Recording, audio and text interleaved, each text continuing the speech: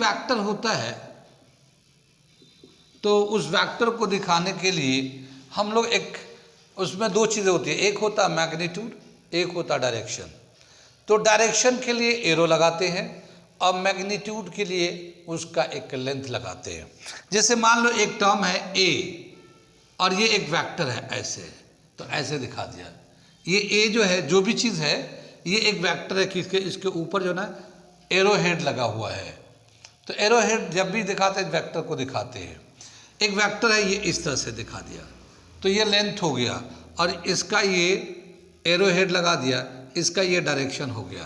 कितनी बात सुने?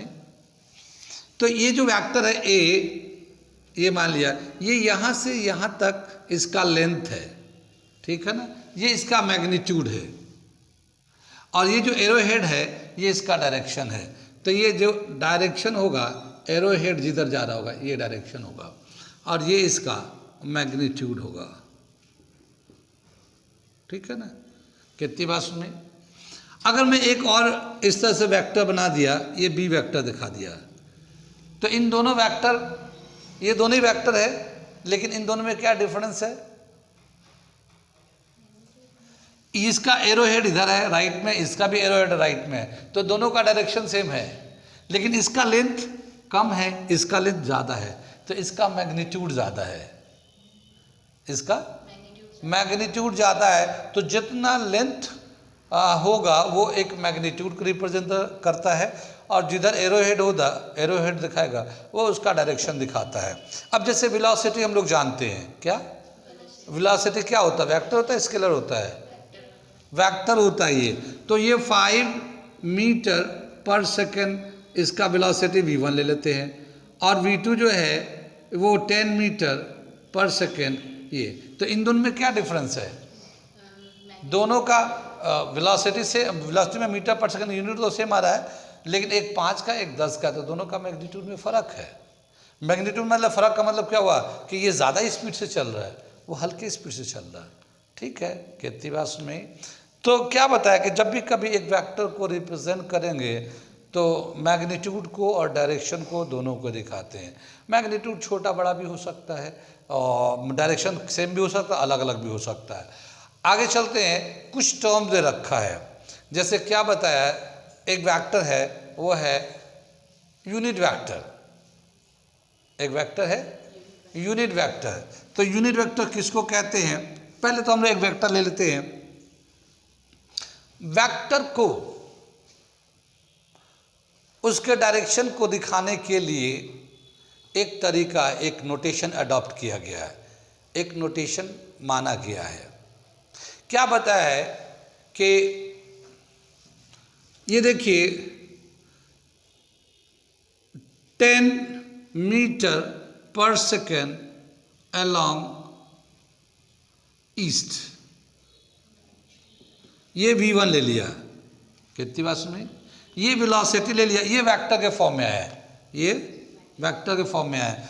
क्या है? स्पीड है ना, तो 10 मीटर पर सेकेंड है, और डायरेक्शन क्या है? इस डायरेक्शन में है, ठीक है। अब ईस्ट किधर है ये तो पता नहीं है इसका, लेकिन मैग्नीट्यूड क्या है? 10 है, मैग्नीट्यूड 10 है, और डायरेक्शन ईस्ट है ये, ठीक है। एक तरीका क्या लिया गया है, जैसे कि अगर कोई वेक्टर का डायरेक्शन, एक नोटेशन लिया गया है, नोटेशन हम बता रहे कौन सा किधर है। अगर कोई वेक्टर का डायरेक्शन एक्स एक्सिस में है ना, मोशन, कोई बॉडी एक्स एक्सिस में मूव करते हुए जा रहा है, तो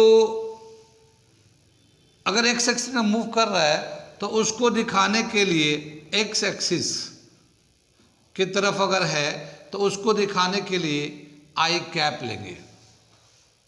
आई कैप होता है यूनिट वेक्टर को दिखाते हैं, अभी मैं आगे बताऊंगा यूनिट वेक्टर। लेकिन यूनिट का मतलब होता है जिसका मैग्नीट्यूड 1 हो, कितना? 1 उसका मैग्नीट्यूड है, और डायरेक्शन जो है आई अगर लिया तो एक्स एक्सिस है। 1 से किसी भी नंबर को मल्टीप्लाई करें या डिवाइड करें तो उसका मैग्नीट्यूड में डिफरेंस नहीं आएगा। मान लो 10 है, 10 को 1 से मल्टीप्लाई करेंगे कितना हो जाएगा? 10 ही रहेगा। 100 है, 100 को 1 से डिवाइड कर देंगे तो क्या है, 100 ही रहेगा। तो जो यूनिट वेक्टर है उससे मल्टीप्लाई डिवाइड करते हैं तो रिजल्ट पे कोई भी मैग्नीट्यूड पे असर नहीं होता। ठीक है, तो अब क्या बताया कि अगर कोई वेक्टर का डायरेक्शन एक्स एक्सिस की तरफ है तो उसको आई कैप से दिखाएंगे। आई मतलब एक्स एक्सिस और कैप मतलब यूनिट वेक्टर, उसका मैग्नीट्यूड 1 है। तो वाई एक्सिस, दूसरा देखते हैं वाई एक्सिस में अगर चलता है तो उसको जे कैप से दिखाते हैं। ठीक है, और जेड एक्सिस में किसी का डायरेक्शन है तो उसको के कैप से दिखाते हैं। कितनी बात सुन में, एक वेक्टर है एक्स, ये 10 आई कैप है। क्या मतलब हुआ ये कि एक्स एक वेक्टर है जिसका मैग्नीट्यूड 10 है और डायरेक्शन एक्स एक्सिस है, क्योंकि आई कैप लगा हुआ है तो एक्स एक्सिस है। कितनी बात सुन में, ऐसे ही ले लेते हैं, एक दूसरा वेक्टर ले लेते हैं, मान लो -12 के कैप है। क्या मतलब हुआ, ठीक है, y एक वेक्टर है जिसका मैग्नीट्यूड -12 है। ठीक है, और डायरेक्शन किधर है, z एक्सिस में है। के कैप का मतलब क्या हुआ, z एक्सिस। ठीक है, तो ये जो यूनिट वेक्टर का एक डायरेक्शन में दिखाने के लिए एक नोटेशन यूज किया जाता है, उसका मतलब उसमें रहता है। अब आई कैप है तो आई एक्स एक्सिस की तरफ, वाई जेड एक्सिस की और वाई एक्सिस की तरफ जे कैप से दिखाते हैं और जेड एक्सिस के लिए के कैप दिखाते हैं। ये तो एक यूनिट डायरेक्शन हो गया कि वो एक्स एक्सिस में है, ये वाई एक्सिस में है, वो जेड एक्सिस में है। ठीक है, अगर मान लो मैंने ये एक सा लिखा कि velocity of a body is 10 J cap, तो ये किधर हो गया, velocity of a body is 10 J cap. इसका मतलब ये कि वो जो वेलोसिटी है वो 10 का मैग्नीट्यूड है और डायरेक्शन हो गया वाई एक्सिस की तरफ है वो। ठीक है ना, तो ये हो गया वन डायमेंशन। अगर एक डायमेंशन में किसी टर्म को दिखाना हो तो इस तरह से दिखाते हैं।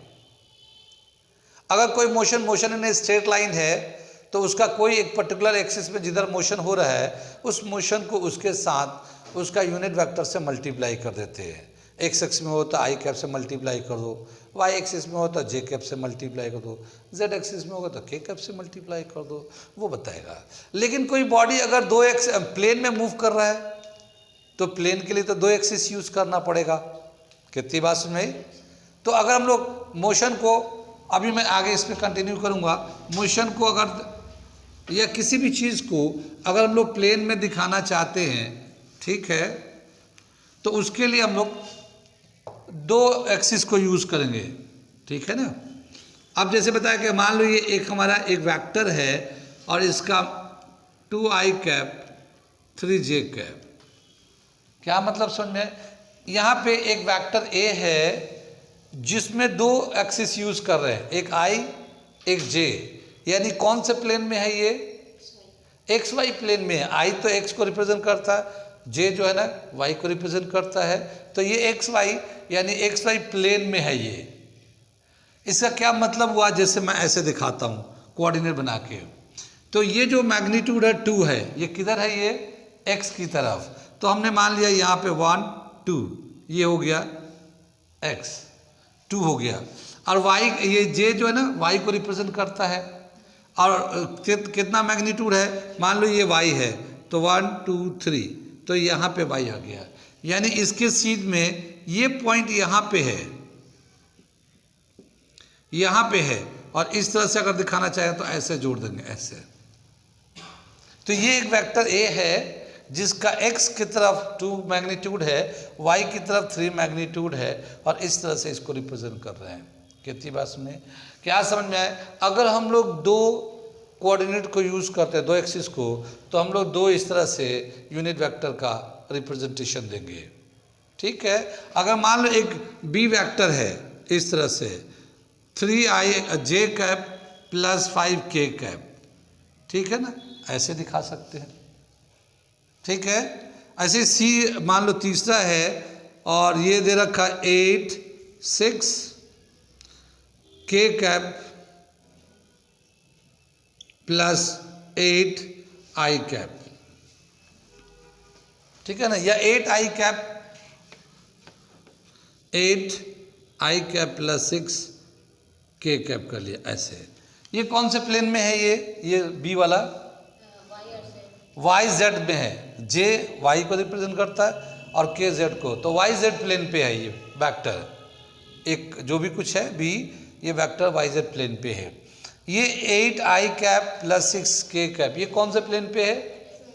एक्स जेड प्लेन पे है, ठीक है ना। ये प्लेन पे है क्योंकि इसमें 2 कोऑर्डिनेट यूज हो रहे हैं। आगे चले, अब ऐसे ही दे रखा एक ए डैश ले लेते हैं 2 आई कैप प्लस 3 जे कैप प्लस 6 के कैप। ये वेक्टर को रिप्रेजेंट कर रहे हैं, लेकिन ये कहाँ पे है? ये स्पेस में है। जिसका जो मोशन है एक एयर में स्पेस में दिखा रहे हैं, क्योंकि इसमें तीनों कोऑर्डिनेट यूज कर रहे हैं, ठीक है ना। आई कैप एक्स एक्सिस को दिखा रहा है, जे कैप वाई एक्सिस को दिखा रहा है, के कैप जेड एक्सिस को दिखा रहा है। कितनी बात सुन में, यानी किसी भी वेक्टर को अगर यूनिट डायरेक्शन में है तो एक कोऑर्डिनेट से रिप्रेजेंट कर देंगे, आई जे के कुछ भी यूज़ कर सकते हैं एक्स वाई जेड के लिए। अगर प्लेन में है तो 2 यूज़ करेंगे, आई जे जे के जो भी प्लेन में है उसके यूनिट वेक्टर्स का मल्टीप्लाई रहेगा। और अगर स्पेस में है तो तीनों यूनिट वेक्टर का उस रिलेशन को में बनाएंगे। कितनी बात समझ में? आगे चले पीछे चले, कुछ आ रहा समझ में। आगे चलते हैं, यहाँ पे कुछ टर्म यहाँ पे हो गया। अभी मैं इसको आगे फिर कंटिन्यू करूँगा। जो टर्म्स बताने जा रहे थे उसको हम बता रहे हैं, ठीक है ना। यहाँ पे मिटा दे, इसे नोट करना चाहेंगे आप लोग, ठीक है।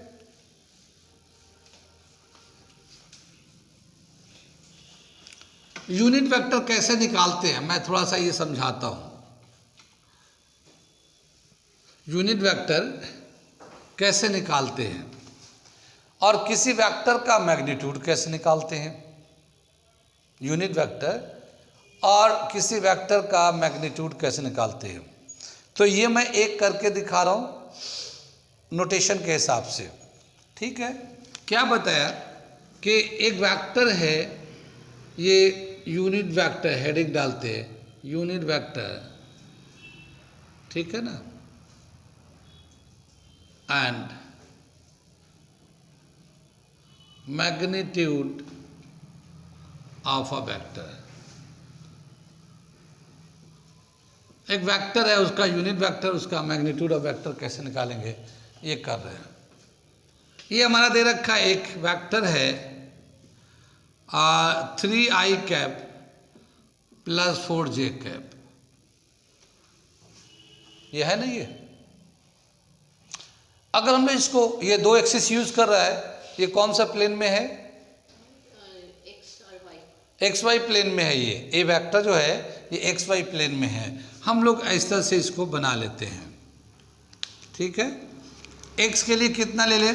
3 1 2 3, एक्स का 3 हो गया, 1 2 3 4, ठीक है। तो एक्स का 3 यानी ये तो 3 हो गया, और वाई का 4 1 2 3 4, ये यहाँ पे ले लेते हैं। ये ग्राफ टाइप का हो गया ये, ठीक है ना। यहाँ पे ये पॉइंट लोकेट किया, ओरिजिन से ज्वाइन कर दिया, ठीक है ना। तो ये एक वेक्टर हो गया हमारा, ए वेक्टर है।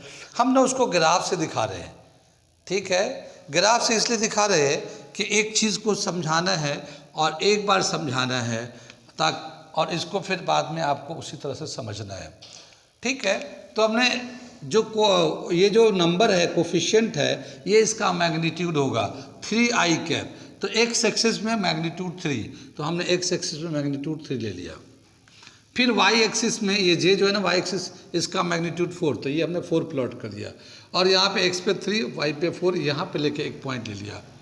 इस लाइन को ओरिजिन से ज्वाइन कर दिया और ये हमारा वेक्टर हो गया ए 3 आई कैप प्लस 4 जे कैप, ये हमारा रिप्रेजेंट कर दिया।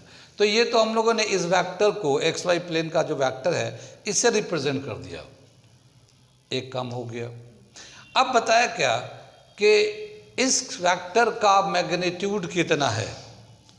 तो मैग्नीट्यूड ऑफ वेक्टर निकालने का एक फॉर्मूला दे रखा है, ठीक है ना। मैग्नीट्यूड ऑफ अ वेक्टर,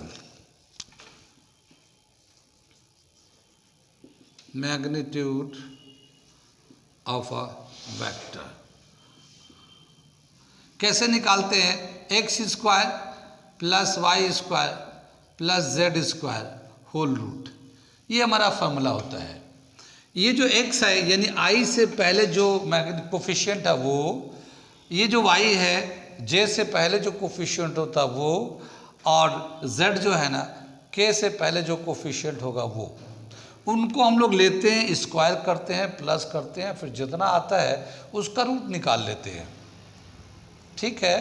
तो मैग्नीट्यूड ऑफ वेक्टर निकालने का ये फॉर्मूला है। अब जैसे ये हमारा एक वेक्टर a है और इस वेक्टर का हम लोग मैग्नीट्यूड निकालना चाहते हैं, तो कैसे निकालेंगे, ये वेक्टर ऐसे लिख दिया और मॉडुलस के अंदर ऐसे कर देंगे तो ये हो जाता है मैग्नीट्यूड, ठीक है ना। मॉडुलस में डाल देंगे तो ये हो जाता है मैग्नीट्यूड। और इसका मैग्नीट्यूड कैसे निकालेंगे, x square plus y square plus z square whole root. कितनी बात सुनी, एक्स का वैल्यू कितना है इस क्वेश्चन के हिसाब से जाएंगे, इस वेक्टर को लेंगे तो ये है 3 का स्क्वायर, और ये y का वैल्यू आएगा 4 का स्क्वायर, ठीक है। और z का वैल्यू कितना है, z है नहीं तो हम लोग 0 ले लेते हैं, जो नहीं होता है उसकी जगह पे हम लोग 0 ले लेते हैं। 3 का स्क्वायर कितना 9, 4 का स्क्वायर कितना 16, और 0 का स्क्वायर 0 ही होता है, ये 25 हो जाएगा, ठीक है। और इसको रूट में ले लेंगे तो ये 5 हो जाएगा। तो इसका मैग्नीट्यूड कितना हो गया, ये वेक्टर ए वेक्टर का जो मैग्नीट्यूड है ये 5 हो गया। कितनी बात सुन में, जब भी कभी कोई वेक्टर दिया हो इस तरह से और उसका मैग्नीट्यूड निकालना हो तो उसको इस फॉर्मूले से x square plus y square plus z square whole root कर देंगे, ये मैग्नीट्यूड ऑफ दिस वेक्टर दे देगा। कितनी बात में, आगे चले पीछे चले, ठीक है।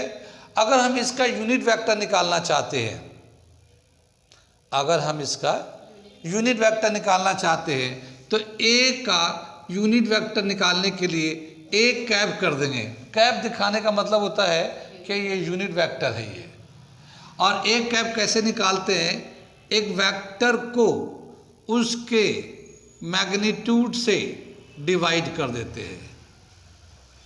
एक वेक्टर को उसके मैग्नीट्यूड से डिवाइड कर देंगे तो वो यूनिट वेक्टर हो जाता है, ठीक है। अब जैसे हम लोग ए का यूनिट वेक्टर निकालना चाहते हैं तो जो वेक्टर है उसको उसके मैग्नीट्यूड कैसे निकालते हैं, इस तरह से निकालते हैं। तो पहले वेक्टर तो ऐसे दिया रहेगा, मैग्नीट्यूड हम लोग इस तरह से निकालेंगे, उस वेक्टर को इसके मैग्नीट्यूड से डिवाइड कर देंगे तो ये हमारा यूनिट वेक्टर हो जाएगा।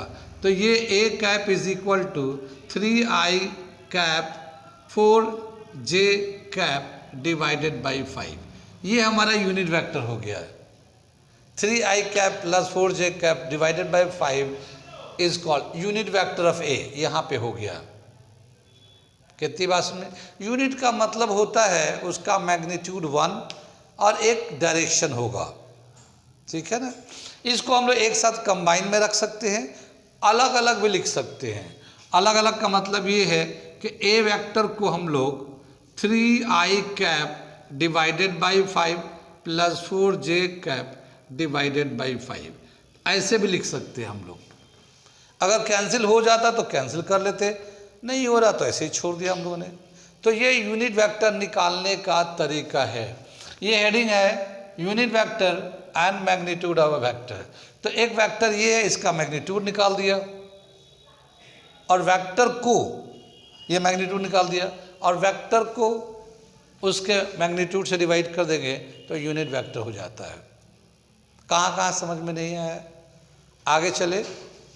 आगे हम एक छोटे से और एग्जाम्पल से समझाते हैं, ठीक है। इतनी बात में नोट कर लिया आप लोगों ने, आगे चलते हैं। ये मिटा दूं मैं, यहाँ पे जो हम लोगों ने वेक्टर यूज़ किया है ये हमारा प्लेन में है, दो कंपोनेंट यूज़ कर रहे हैं, एक्स वाई प्लेन यूज़ कर रहे हैं, ठीक है। हमसे बोला क्या, अगला जो हम एक चीज़ करने जा रहे हैं वो दिखाने जा रहे हैं, ये जो ए वेक्टर है इसे मिटा दिया हमने। अब बताए इसका यूनिट वेक्टर निकालिए, ठीक है। तो ए वेक्टर तो हमारा ऐसे ही है, ये इसका मैग्नीट्यूड निकालेंगे। ए का मैग्नीट्यूड कैसे, एक वेक्टर का कैसे निकालते हैं, x square plus y square plus z square whole root, ऐसे ही तो निकालेंगे मैग्नीट्यूड। यहाँ पे x का वैल्यू तो 3 दे रखा है, जो ये वैल्यू दे रखा 3 का स्क्वायर, मगर y नहीं है तो y 0 ले लिया, z भी 0 ले लिया, ठीक है। इसका फाइनल वैल्यू 3 आ जाएगा, तो मैग्नीट्यूड कितना आ गया 3। अब हमें बोला क्या, इसका यूनिट वेक्टर निकालिए, ये यूनिट वेक्टर निकालना है। तो क्या तरीका होता है, एक वेक्टर को उसके मैग्नीट्यूड से डिवाइड कर देते हैं हम लोग।